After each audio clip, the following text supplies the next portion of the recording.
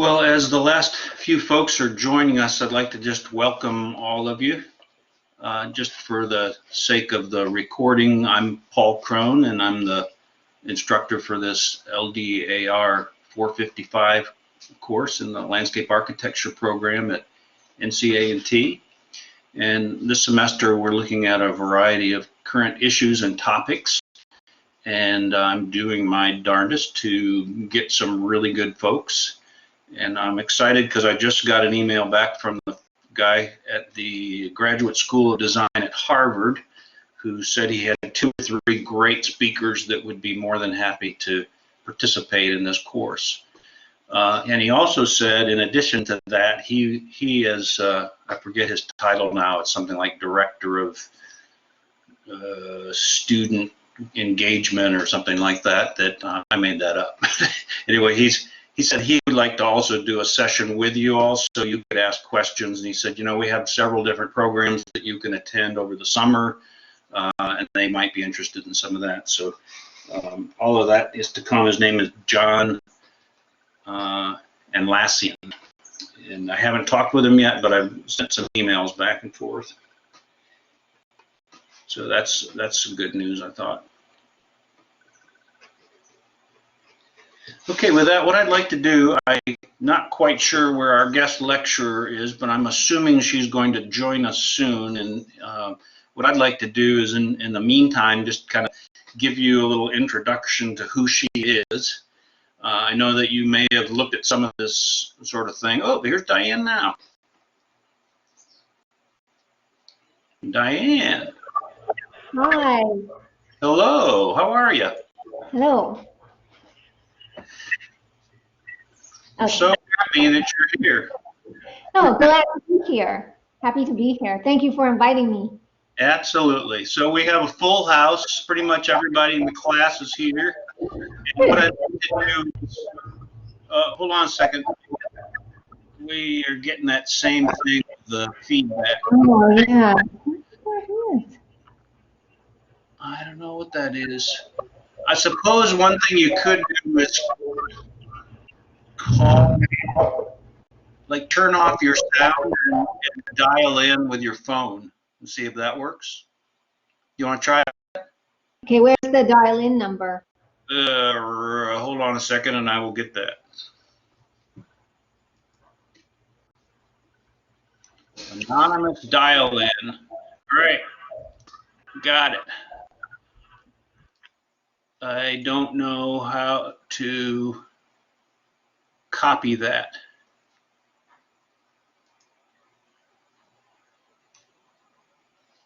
Let me see if I can email it to you real quick.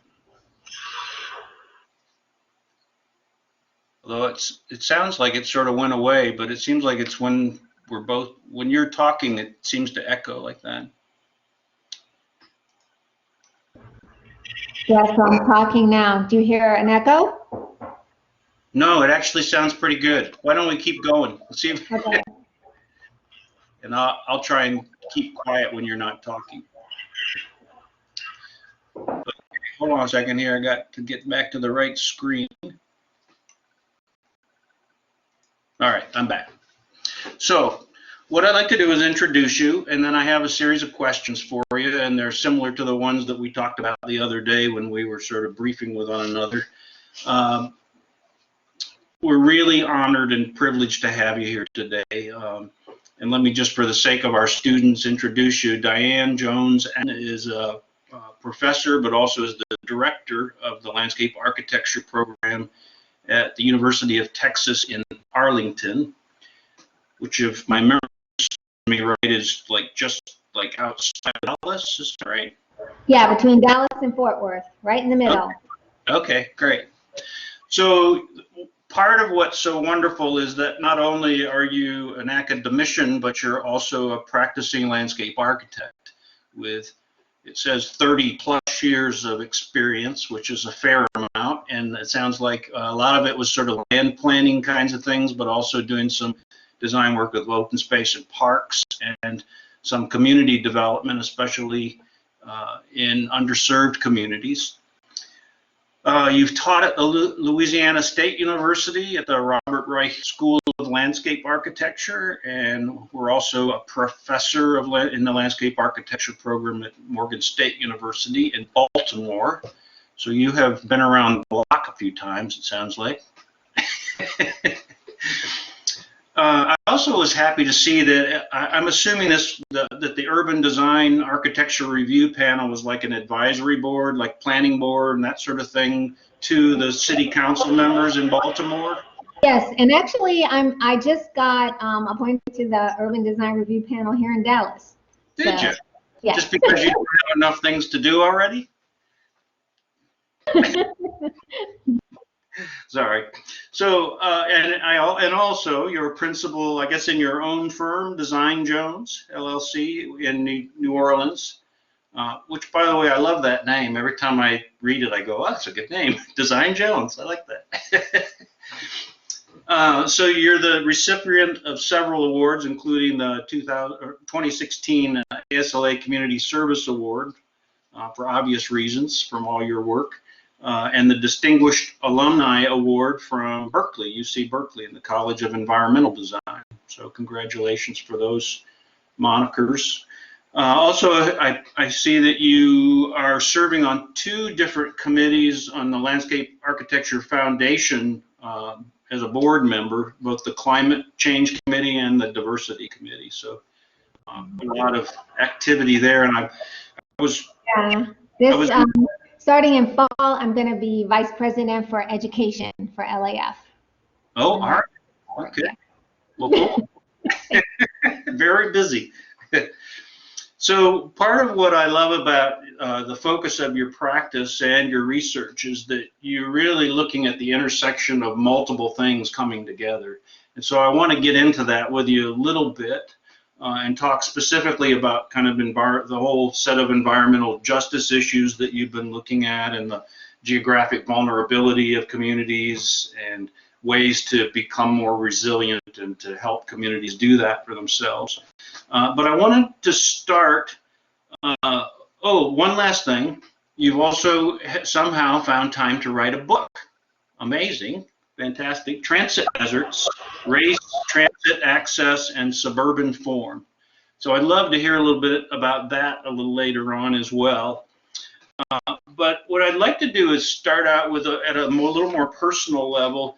If you could just tell us a few stories about your growing up and how what kind of a path you took to get to become the successful practitioner and lecturer and all the things that I just listed there. We'd love to hear a little bit about your story and kind of some of the particular experiences maybe that helped lead you in this direction. Okay, so it's funny, like when you're young, there are a lot of things. Well, I guess as you get older, probably your age, you start to begin to see the things in your younger life that influence you. Because as a child, I never knew what landscape architecture was. I had no clue that there was such a thing. I actually, for a while, thought about being an architect, studying architecture in school. But I always drew and painted. And when I was in high school, I was lucky enough to go to the Maryland Institute of Art, and so I just followed. And my brother was a painter and still is, and so I just kind of followed the artistic bent. And I was really lucky because my mother was, she really liked culture, so she took us to museums and, but I was a Girl Scout, and my father had come up during the Great Migration from the South. So I grew up in Baltimore City, but my father came up from the South, and so he would, now they talk about urban farming, and I later realized, well, my father was doing that. And so we lived in a house in Baltimore, and we lived on the end, so we lived in a row house in Baltimore, and we lived on the end, so we had a huge yard. And so my father would, we'd have corn and collards and everything growing, so he gardened. That was part of his culture. And I was lucky because my mother, who was very, into the arts and culture, and so, so I took ballet lessons, and like I said, me and my brother painted and all that kind of stuff. But I had this love of nature. I was a Girl Scout. I still love hiking and camping. But I decided, because I just couldn't, like, I really didn't want to be a painter, but I didn't, nothing else really thrilled me. So I decided to go into painting at WashU, and I stumbled upon this art history class I was taking in the summer about restoration. So then I decided I was going to go to the Winchester School, or there was a school in Brussels, to study art restoration, where you restore paintings. And so I took a lot of chemistry, organic chemistry, and all these chemistry classes, and I took painting and art history. And so when I took the GRE, and I had already planned to start school in the fall for graduate school in restoration.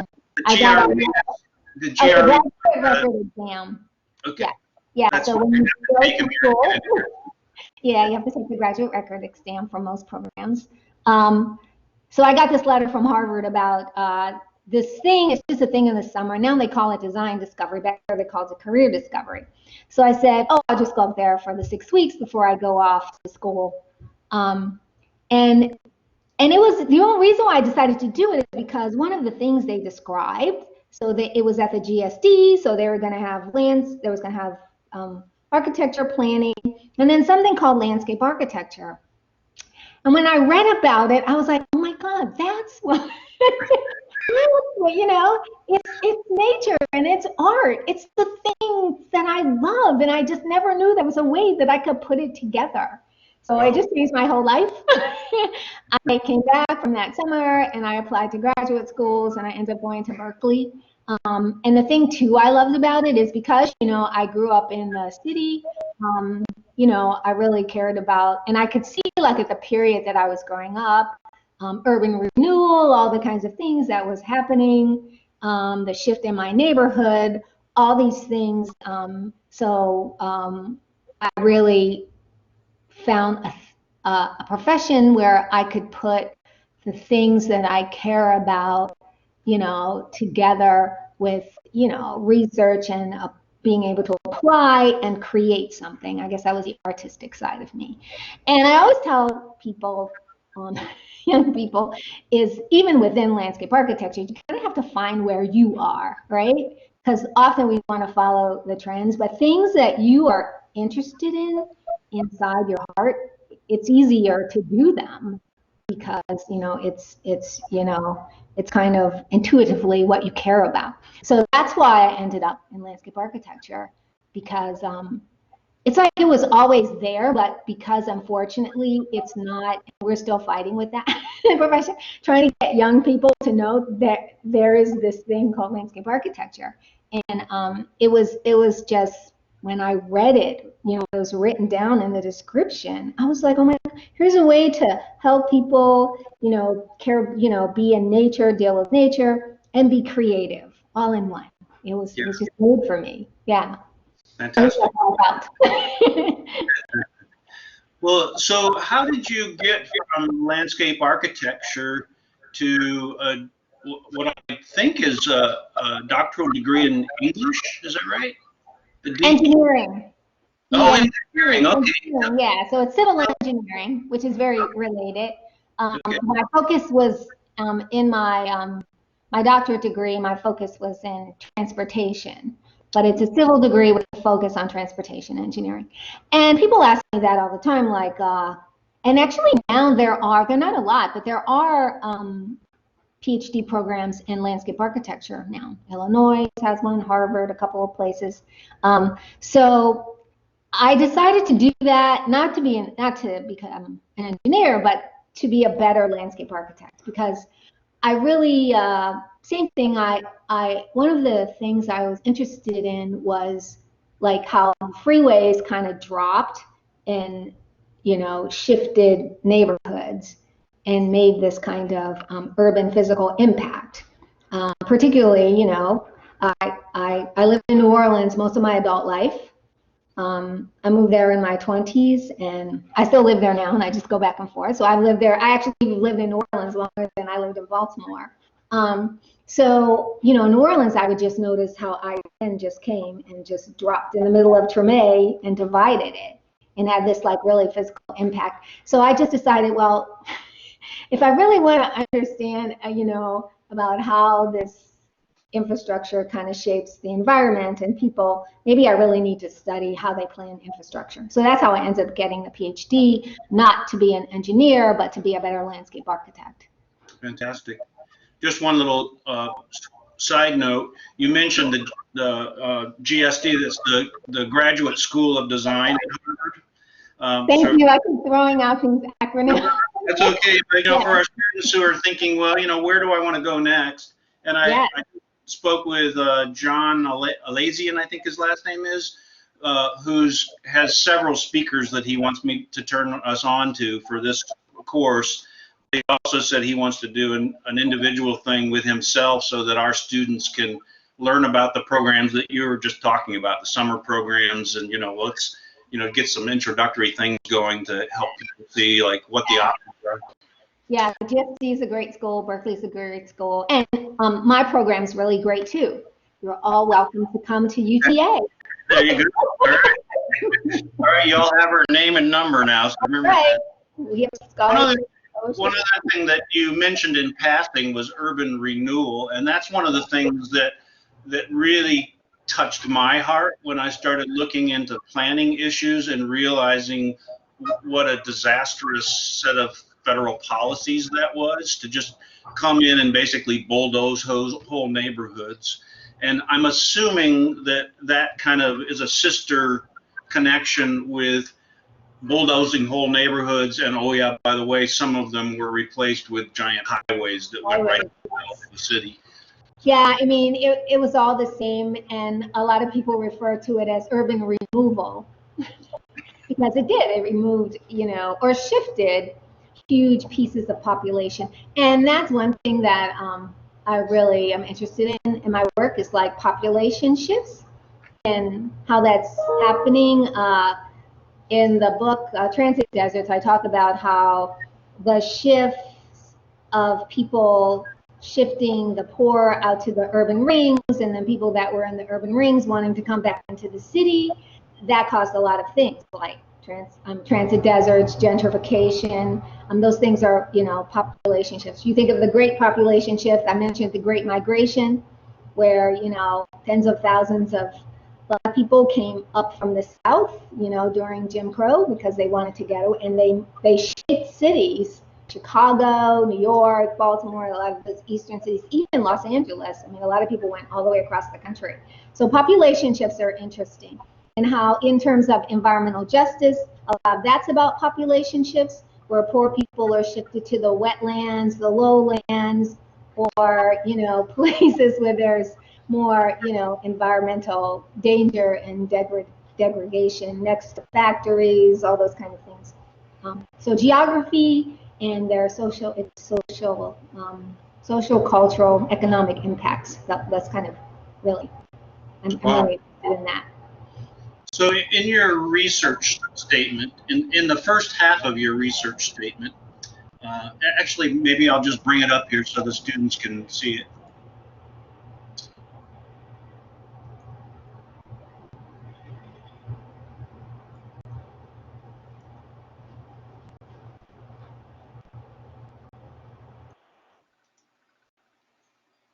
Can you all see that now? No. Oh, okay, sorry. You have to hit share twice. There we go.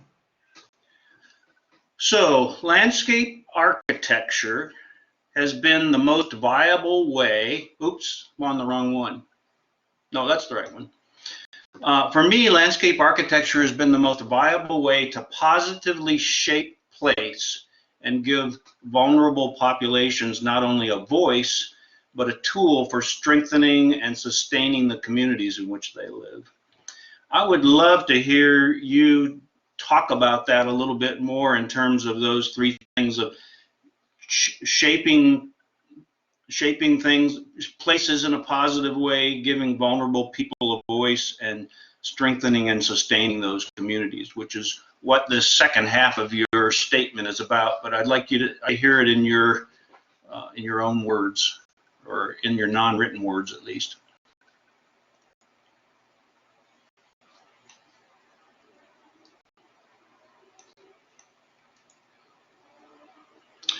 Diane, somehow we've lost you. It's me. I was muted. Sorry. Um, so everyone knows that land is really important. The ability to claim land and shape space. And those that can claim land and shape space are usually those that have power. We think of the founding of our country, but that was about claiming land and shaping space. And so the ability, even if it's just their neighborhood, their plot, your lot, your neighborhood, your city, giving, vulnerable communities. For instance, if I think of vulnerability, I think of a good example is post-Katrina, the Lower Ninth Ward, or the whole of New Orleans. A good example is after Katrina, one of the first things that happened, like the ULI came in and did a study, and then there was something called the Green Dot Plan, where they put green dots on people's neighborhoods. So on one hand, the idea was, New Orleans floods, let's not fight this, which is a great idea. Let's deal with the fact that it's going to flood, it's going to have hurricanes. Let's take these neighborhoods and make them wetlands so that, but that meant you were going to displace large populations of people. So if you got, excuse me, Diane, so if you got a green dot on your neighborhood, that meant urban renewal in a sense, or urban renewal. Exactly. It meant you had to go. And in the lower neighborhoods, the way New Orleans was settled and the way most places are settled tend to be the poorest, most vulnerable communities. The higher ground, which is near the river, so not to make this quick, not to give a big geography, because New Orleans is that coastal Louisiana is an interesting geography. The hurricane actually came from the Gulf and the wetland side. The river side is the high side. So the land against the high side, the neighborhoods, where Tulane is, uptown, where the big mansions are, the French Quarter, that's higher, richer, the lower communities, your Ninth Ward, Broadmoor, Gentilly, the closer you are to the bayou or to the lake, you're lower. A lot of those neighborhoods got the dots. And of course, people were up in a roar because it meant, losing their home, losing things that, land that was passed down to them, especially in the Lower Ninth Ward. I mean, one of the problems is people didn't have deeds. There was like heirs' rights and all these kinds of, losing their place. And of course, there was big pushback, and the Green Dot Plan went away, and there's been better thinking about that. But that's just a good example of, why being able to claim, own, and shape space is important to communities. And I think of all the professions, landscape architecture is the most suited for dealing with that. And I could even see that post-Katrina, because I live in the Lower Nine, so I'm a citizen resident there. And so I could see when all the help came in, who had a more holistic vision, which people came in and wanted to just build houses or find ways to, do studies, or where the funding was coming through, and who was really looking more holistically about the people, the landscape, the ecology, the culture, the heritage. It tended to be the landscape architects. So I truly do believe that we are the profession that really can help vulnerable communities, and vulnerable economically, vulnerable culturally, because they might lose their land, their space, who they are, and where you are is so much tied to who you are. It kind of shapes who you are. So anyway, I hope that kind of explains what I mean by that.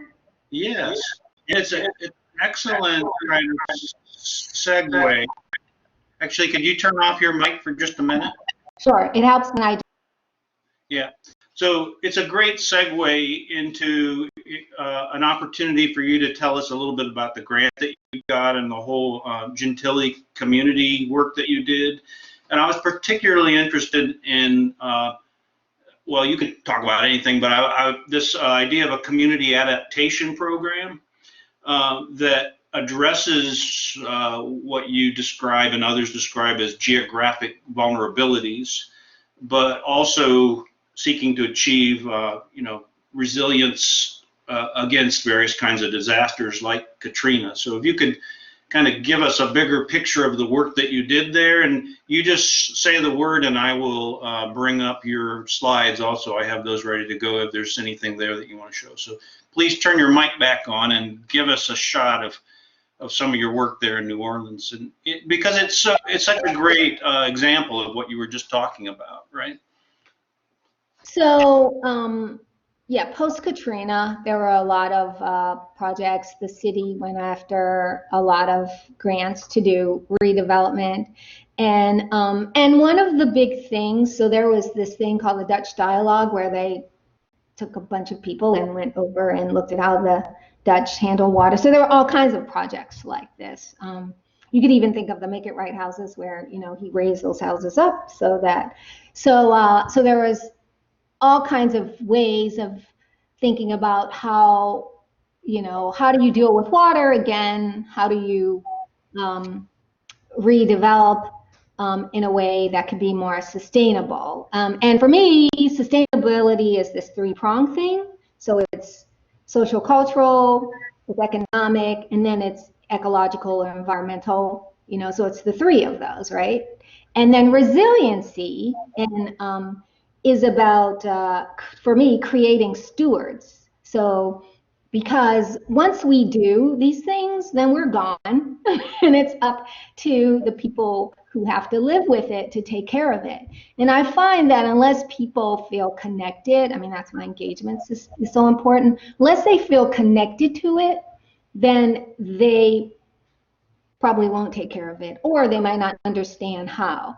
And so the city got a large HUD grant to do stormwater in one of the neighborhoods that had one of those green dots on it, which was Gentilly, which actually was a fairly middle class, and post-Katrina, and especially with development, it's kind of gentrifying, so it's not all African American, but it's mostly African American. It was next to one of the first African American suburbs in New Orleans, and it's on the lake, detached homes.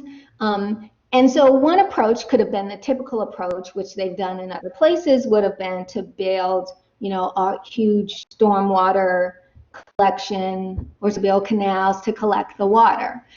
But the community adaptation program was based on the idea that, okay, so how do we get people to really understand, in kind of a really connected way, the systems to collect water? How do we get them to understand, to be part of, what, the geography here and really understanding it? It's really crazy because New Orleans is a place where people are surrounded by water, but often don't see it because they're surrounded by levees. Yeah. So unless you go up on the levee, or you go to the river, or you go to the canal, and water is underneath everywhere in New Orleans, but the canals are covered now and the streets are on top of them. So there's water everywhere that you don't see, which is really crazy. I mean, people in New Orleans have to travel like to Mississippi or Alabama to go to the beach, yet we're like surrounded by coastline and channels and, bayous, but because of the methods to keep it out, they create this kind of barrier. So how do you address all those things? So the great thing about the community adaptation project was to say, so let's let people actually take on the water issue and flooding of their whole neighborhood on their individual lots. It could have been done the normal way to say, okay, we have Gentilly, where's the water flowing? Let's build bioretention, or let's build some channels or greenways. But instead they said, let's let each individual decide. And the way the project was handled, there was an RFP, which is a request for proposal that that the city puts out. And so this project the grant went to the New Orleans Redevelopment Authority, which is interesting because the Redevelopment Authority really got stronger post-Katrina when land that people left because they didn't get enough road home money. So they just took the road home money, but they had to leave their land. The Redevelopment Authority took all that. So they are like one of the largest landowners post-Katrina. So they got the grant to do these water projects. And so over the Nora Cap, and they used Gentilly as the pilot. And so they said, what we'll do is we'll have an RFP and to get, designers to kind of oversee this project. And so they picked 2 teams. One was Dana Brown and Associates, which is another landscape architecture, and the other firm. And then our team, Design Jones, and with engineering firm Aptum, we got the other. And we kind of had to do a competition. we had put up displays, and then residents, if you were in Gentilly, you got, or you qualified for $25,000. And then you got to pick which team you wanted to work with. And the $25,000 went to, and I think I have some slides of this project if you want to show. Yeah, the $25,000 went to each person got $25,000, and then they got to pick which landscape architect they want to work with. Okay, can keep going.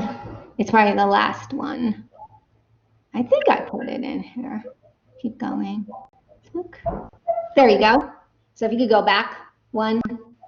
Okay, so that was just like a big, you could see like, it was really funny because they thought like they'd get like 100 people, but 400 people like came up, everybody, because they're like $25,000. Sign me up.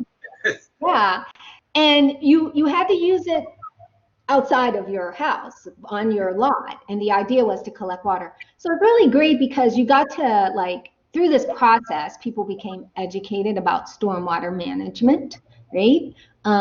They got to take ownership. Like we worked with them on the design. You could go to the next slide. Whoops. Yeah, sorry. Okay. Yeah. I was trying to be fancy and I could not have. Go ahead. Okay. So yeah. So we work with them on the design, and then our team. It was a design build, so we had a contractor with us. And you could see like the first slide at the top, it was all grass. And it was kind of an educational process because people were like, I like my grass. Yeah. You put stones. I had the same discussion with my wife in our front yard. Yeah. But now they love it because they're like, less mowing and less flooding. There have been so many reports about like they realize it works, less flooding. So we did all kinds of things, rain barrels, permeable paving, like most of those driveways were all concrete. And, Wow. And then we gave them like things, because a lot of them were like, oh, it'd be nice to have a patio. And we're like, sure, it could be permeable paving. So yeah, so we did rain barrels and raised beds and permeable paving and dry creeks, all kinds of, and like I said, but the great thing about it, and then we actually, each of them got a maintenance manual. I don't know if I show a slide of that because it got turned over to them. They sign off on it after it's done. Oh no, sorry, back. That's another project. I guess I didn't have much on Gentilly on here. But yeah, so they each got a maintenance manual and that they signed off of, which basically taught them, how do you take care of the rain barrel and the dry creek and what are the things you have to do. And then we actually had to calculate how much water we collected. How much water was, almost a lot of it wasn't collected, the flooding issue. And then at the end, we had to determine how much water was collected, how much water and carbon on each lot was collected, and then we could add that up to see like for the whole neighborhood. So it was really great because we introduced people to stormwater management. We gave them responsibility for the flooding that's happening in their neighborhood, right? And kind of empowered them. So I have a It question. was their property too. I mean, their property values go up a little. So Sure. it was like a win-win. I have a question for you about process, since that's so much of what we're always ragging our students about. Could you describe, did you have a menu? How did you sort of introduce folks to various kinds of best management practices, and how were those chosen and in concert with the owners of the property?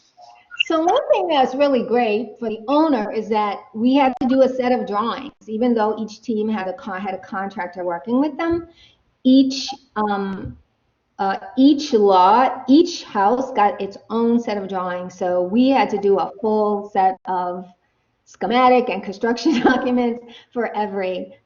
So it was great because we worked with them on it. But in order to determine, like you said, what what different facilities you would use on the lot. Yeah, we showed them examples. We would show them photographs or take them to ones as we're still working on them. They're like I said, they're 400, not just for, I mean, they're divided, but we're still working. We've done like 30 are in the ground, and so we're on the next 30. So once they start getting done, we could walk people over. But you're right, we kind of showed them these are the different kind of things you can have. But then a design was done specifically for their property. Right. Then it had to be signed off before the contractor would come in. Yeah. So we kind of went through the regular, schematic, design development, construction documents, but at the same time, you usually kind of, the client was truly in control because it's their, so every last phase they had to sign off on. You had to, use the colors, the plant material, the things that they would like. And a lot of that was interesting because often people would say, well, I want azaleas or the nicer neighborhood, they don't have stones, just, because people, they see that it's something different and they think, oh, we're getting less, or why don't I have camellias and azaleas and aspidistra, and getting to explain the value of the plant material, picking things that they would like visually. And then the great thing is now that they're in and people are being the witness and saying, my yard didn't flood this year. I didn't get water in my basement and stuff like that. Whoops, we just lost your sound. Yeah, they're saying, my basement isn't flooding. I didn't have water in my yard. And they'll say, oh yeah, I want some more of those rocks and irises. Forget those water plants. Yes. I can't believe that there's basements in New Orleans. That shocks me. Oh, no, there are not basements in New Orleans. They'd be full of water. Yeah. So yeah, some of them have raised houses, so they have underneath crawl space. Oh, I see. Yeah, but they're not basements. You're right. No basements. You can have basements in New Orleans. I mean, you stick your finger in the ground and the water table comes. Yeah. Yeah. So no basements. Underneath the raised houses flood, often. Yeah. So a lot of the houses are on piling. You don't find that many houses on slab. Some of the houses there, because that was a later subdivision, are on slab. But a lot of the houses in New Orleans are raised. So they have a space underneath. But it's not a basement. It's really like a hands-on community education project too, right? Yeah. Because people are like, oh, I was just thinking of the aesthetics, but there's actually a whole functional element here, much deeper than I realized, and it's very cool because it's their own property too. Their own property, and then they have to be responsible for, taking care of it. Yeah. I have that's a wonderful quote. Resiliency is about creating stewards. Yes. I'm going to quote you on that one, Diane. It is, because if people don't take care of it, resilience is about it being able to live, bounce back. So you got to have the buy-in, because as designers, I mean, I always tell my students, like, okay, if you just wanted to make beautiful things and you don't, it's like when you have crits and students get really, and I did too. I had to learn that. You get a little upset when people are saying bad things about your work. You take it as bad. You don't take it as really helping you, and I often tell students, like, look, if you just wanted to do what you wanted to do, then you should have gone to art school. But you're designing, you're putting yourself, yes, your own creativity and ideas, but for something that belongs to someone else. That's the thing about being, a landscape architect. You're an artist that really has to give it over to someone else, right? And you have to do that because you're going to go on. So you want to make sure that it lives beyond you. And the only way to get it to live beyond you is you have to get buy-in and consider the person you're going to give it to. Because if you just do it for yourself, then you give it over to them, then they're like, who cares, whatever. And that's why you see, playgrounds with graffiti and things torn up or things not, working properly, because the people that you're giving yourself to, giving this thing to, weren't part of it. Wow. Once I put that in their mind, then they're a little less touchy when someone says, well, that doesn't really work. That's beautiful, Diane. I mean, it's simple on its face, but it's actually very profound if you really think about what it is we're doing, at a really kind of a fundamental level. This is not just for us. This is for humanity and for the environment, and as well as economic benefit at some point.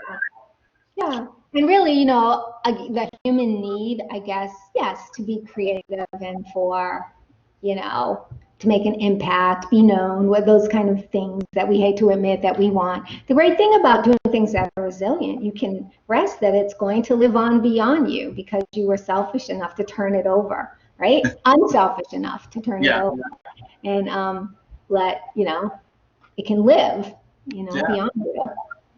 I want to hear you talk a little bit about your work in the other community there in New Orleans around transportation issues. And then I'd also like to leave some time at the end to allow our students to ask questions.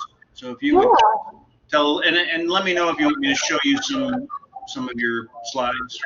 Sure. So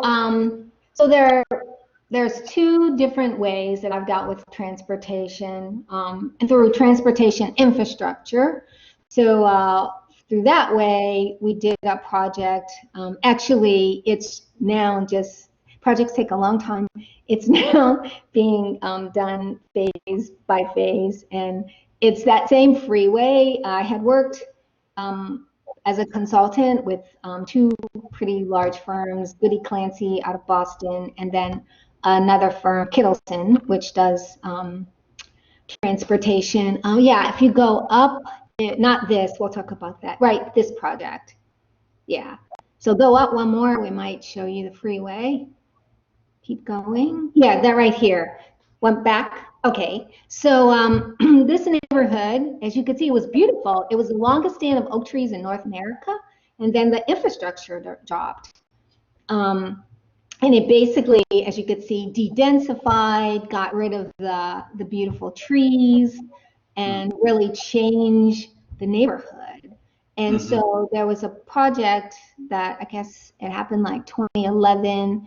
It was funded. It was a $2.8 million livable community. So it was HUD and DOTD, because finally thinking that transportation and housing needs to go together.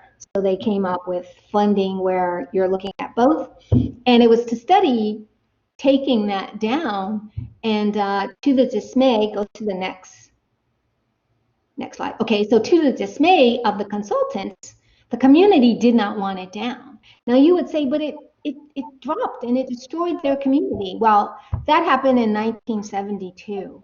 And the community basically claim the space underneath the freeway and all that. Yeah. Yeah, so when that thing dropped in this came down in the 70s, yes, it caused a lot of people to move out. It just wiped out the landscape.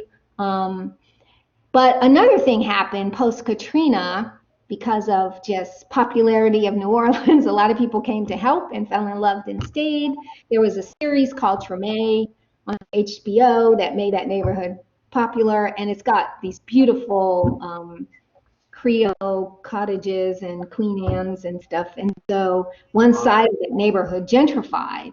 And so the people that you see here said, we don't want the freeway down because they use the space. You could see they used it. They second line under it. And one of the plans, not by the team that I was on, but by another team that had been doing work, they did a visioning thing, and their vision for when it came down was to put a big boulevard, a more narrow, a boulevard with a beautiful like waterway in the middle. And you would say, why wouldn't people want that? Why wouldn't they want a lovely tree-lined boulevard with a waterway instead of this freeway? Well, it's because that's why culture is so important. It's because you can't second line in a waterway, right? You can't have a brass band, or you can't, sell your wares in the middle of a waterway. So when people saw that, they were like, no, we're not voting for this coming down. And then also, like, a port didn't really want it down because their trucks go over it. So you think, Diane, about selling their wares. There's like some kind of market activity. There's informal market, and what you see at the bottom, if you look far, you'll see floats, because at Mardi Gras people come under there, and the parade goes through there. But at other times of the year, people make informal marketplaces. Or the Mardi Gras Indians come anytime during the year, or there's a second line anytime during the year. People are always there. It's like this really cultural, active space. Wow. And so they are worried that if you take that freeway down and put a beautiful tree-lined boulevard with water, what you see there cannot happen. It couldn't. Yeah. And so those people said, no, we don't want it down. And so the study kind of had to put that in there, that they didn't really want it down, but maybe you could take down part of it. Anyway, so after that study, some neighborhood people, two young African-American women who lived in the community, got a grant to look at, okay, how do we sustain, how do we improve what's under here, but at the same time keep the freeway. And so then we were hired as a landscape architect with an engineering firm to look at a master plan of how do you keep the freeway and sustain that. And so this is just like our master plan that's from the slides. So we kind of looked at, okay, so New Orleans is about a certain culture, so how do you connect it to its culture? You can go to the next slide. And so we took 19 blocks. All this is under the freeway, and we divided it up into these zones. And these zones are kind of based on the culture and what we see there. This back of town plaza, a garden of the Moors, and we really wanted to do something with water because tons of water comes off of that freeway. Sure. So if you go to the next slide, we looked at, collecting it and cleaning it before it goes to the lake, and also using it. And then you could go to the next slide. And so this is when you could see the whole master plan. So we brought the master plan out into the space. Oh, wow, look at that. Who was that? Yeah. And so that's our master plan. That's Austin. It's huge. And and so that people could see how it worked. I mean, one thing that we're really worried about in this is just not over designing and we don't want to get rid of the spontaneity that already happens there. So that's the tricky part. Sure. But we put some big things like skate park and then the other way I've been looking at transit was basically through looking at transit deserts. And in New Orleans, I really looked at New Orleans East, which is a community that was a suburban community that's very cut off, and it's really suburban in form. And post Katrina, because of the gentrification that's happened in New Orleans, a lot of the vulnerable community, Vietnamese and African American, have been kind of pushed out there away from transportation. And it was a good kind of analysis to look at how demographics and form, the suburban form, and then, kind of impact and access kind of really impact whether a place is a transit desert. You can go to the next slide. Diane, one of the things that I was noticing in some of the stuff that you wrote that I put on the Blackboard site for the students to look at is that this idea of geographic vulnerability, that there are places where people lack the necessary resources, Yes. like transportation, but it also disallows them to be able to get to the other places in the community where there are resources. Yeah, I mean, that's the thing about the shift that's really, has such a negative impact, is that people that were living in the city, right? They were living in the city where they had access to their job and to the hospital and to all the social services. But then when you get shifted out to this bedroom community, which is basically what New Orleans is, and there's no transit because it was designed for the car. Because initially, New Orleans East was supposed to be for suburban, middle to upper middle class families. And then the shift, and those families have cars, and they like bedroom communities. But then when you make the shift, you have a bunch of people that can't get to services that they normally worked next to. Right? So you tore down the public housing that was right on Canal Street, next to the hospital, next to the hotels where I worked, and then you vouchered me out to New Orleans East, where now I got to take 3 buses, because I have a story about a woman in there who takes like 3 buses and has to get up at like 4 o'clock in the morning to get their 7 o'clock job. If she had a car, it'd take her 20 minutes because she doesn't have a car and she has to get 3 buses. It takes her like 3 hours, 3 buses and a streetcar to get to her work. So yes, it has really great impact because transportation is really about access. Do you have more that you want to talk about on these slides? Oh, and then this is just something I've been doing lately. I started, I was working with a geoscientist at my school, Art Wingeth, and we were kind of looking at transit deserts, and this was after Harvey, and we were mapping storm surge and then transit access to see if there was a connection. Because one thing you see when you always see, when you see post-Katrina videos, film on TV, or you see post-Harvey posts, you always see these stranded people, right? Because they don't have access to transit. They don't have cars. There are no buses to get them out. So we were doing this. You can go to the next. Yeah, so basically we mapped rainfall, and then we mapped the transit routes. And you can see that you get more, the further out you got more rainfall, more flooding. In the core where you have all the transit, there was less than when you were out toward the suburbs. Got it.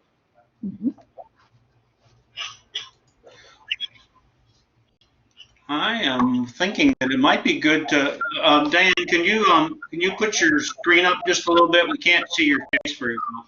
Oh, sure. Whoops. Oh, there, my camera fell. It was leaning over a little bit. Yeah. What I'd like to do is just ask the students to open their mic if they have a question for you, so that they can have a little interaction with you, if you don't mind. I'd love to.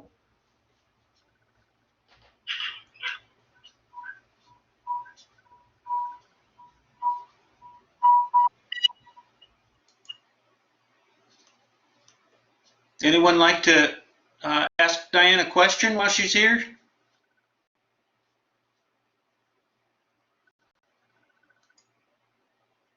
I must have bored them. I don't think so. They just they're just digesting a lot of what you said. Well, it, Well, can I find out about them? Can they yeah, introduce themselves and tell me what year they're in? yeah, that'd be great. Why don't you all just take turns, turn your mic on, and introduce yourselves to Diane. Hi, I'm Jasmine. I'm a senior. My name is Tamala. I'm a senior also.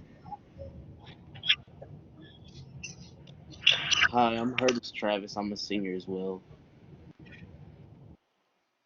I'm David. I'm also a senior. I'm Cedric. I'm also a senior. I'm Kadeja. I'm also a senior. So since you all are or did everyone introduce themselves? I think there might be a couple more. 12, Tamara? Well, I Oh, guess I'm Tamara's- Peaceful Jr. and I'm a senior as well. I'm Trell, and I'm a senior. I'm Britt Angel. I'm a sophomore. Okay. So since most of you are seniors, what is it that you're interested in, doing with landscape architecture? What, why did you choose to do this? And after being like a senior, going through several studios and classes, what is it you think you want to do? Don't answer all at once. Can you repeat the question? I said, now that most of you are seniors, but and you've taken, a lot of classes, you kind of have an understanding of what this profession is about. You've learned some things. What is it that you want to do, with it? What's kind of like your vision, what is it that you want to do with this profession or the things that you've learned?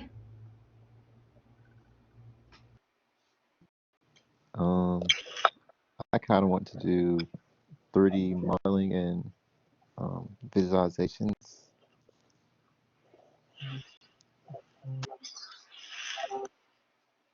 Thanks, Trevor. I think that I prefer working with the communities. I want to work with public spaces. I really love creating things that will bring people together. Great.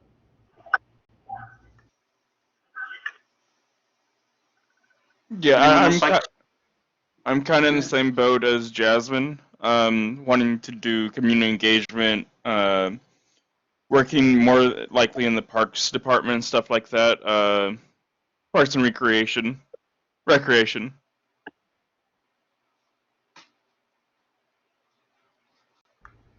Yeah, that's the great thing about landscape architecture is that there's so many different ways to practice.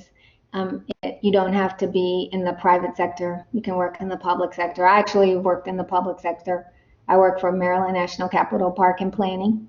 And I also work for Parks Department in Ellicott City, Maryland, Howard County Parks and Recs as a landscape architect. So yeah, it's that's what's great about it. There's a lot of ways to do, to impact you want to do, not just traditional office. There are all kinds of other ways to do it. Diane, one of the things that I love so much about your story is that you've done so many different things. And I think I remembering back when I was in undergraduate and trying to answer questions like what you just asked. And I think I had a notion that you had to sort of figure out like, okay, what am I going to do forever?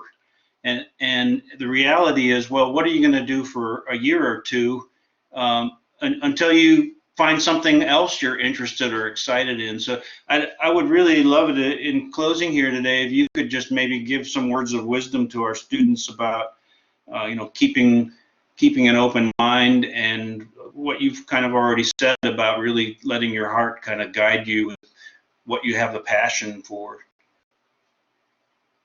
So I remember when I was in undergrad at WashU. I went to Washington University in St. Louis for my BFA, and the best advice I ever got was, it was a professor, I took a African American Studies course, and I remember like it was when I had taken the GRE and I had my plan set, and then this thing came from Harvard and I just was confused. I was like, well, I already know what I want to do. Why am I going to go spend the 6 weeks doing that? And this is something he said to me, and my whole life I always go back to it. He said, and it's these profound things are always simple. Like you're like, what? And he just said, if you don't have options, you can't make choices. And so what he was trying to tell me is, and is what I had a young person, Maddie Williams, who's really great. He'd be a great person to come and speak to you guys. He works for the city. He's a landscape architect. He went to LSU for his master's, and now he works for the city of Detroit in their planning. And a couple of, I was at LSU when he was there, and he would come to me, the older person, for advice and stuff. And I would Maddie Williams, yes. I'm going to ask you for his. He'd be great. I will. He'd be great to talk to you all. And I would say, Maddie, just keep honing the tools, right? Because the truth is, no one wants to tell, we always tell young people, yes, you set your goals and it goes like this. Well, it doesn't go like straight. It goes like, yeah. But if you have the tools, you hone your tools so you make options. And what I mean about that is someone, I have a student that just came to my program that has a PhD in landscape architecture. They got a PhD from the University of Maryland, but they didn't have an MLA. So somehow they had a master's in architecture and they were able to get in the PhD program in landscape.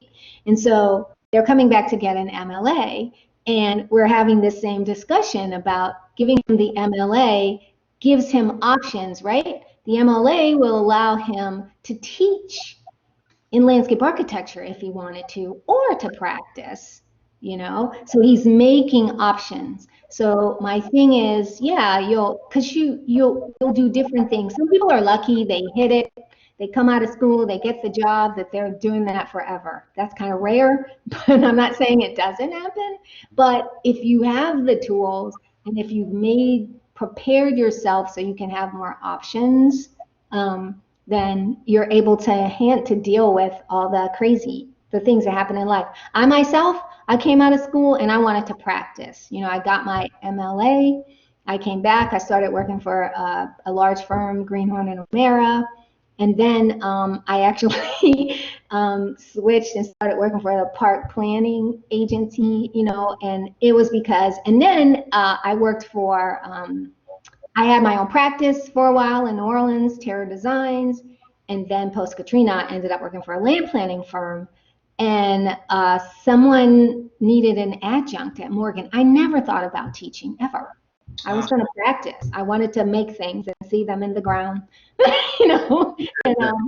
and because I had the terminal degree, I could teach adjunct, and I just fell in love with it. Had I not had that terminal degree, it would have been harder to do that. I'm not telling you guys to go get a master's, but I'm just saying make sure you make options for yourself.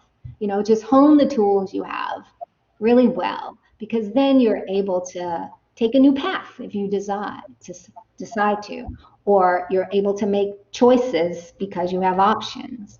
So that's my my 2 cents to young people, because it just really helped me when he said to me, well, Diane, without options, you can't make choices. Yeah, I have 2 great quotes from you in one day. Yes.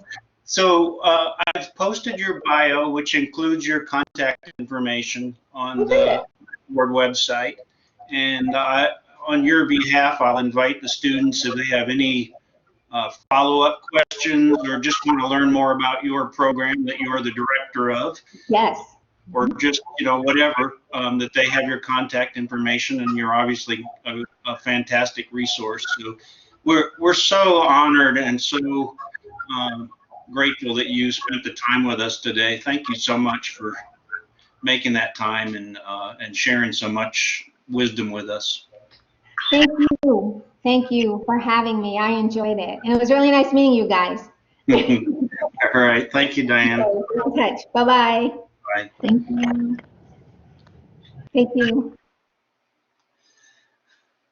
Okay, class, I'm happy to answer any questions if you have them, and otherwise I will sign off and look forward to reading your papers on Diane's work and the other presentations that we've seen the last couple of weeks. And as I mentioned at the beginning of class, I will get with Chris today and see what I can do to figure out the discussion board and the assignments and make sure that it's clear, it's more clear about when those things are due, and also that I will give you some grace period here to these first couple of weeks to turn things in. Thank you very much for being with us today. I hope you enjoyed this conversation as much as I did, and I hope you all have a great rest of your week. Thanks very much. You too, Paul.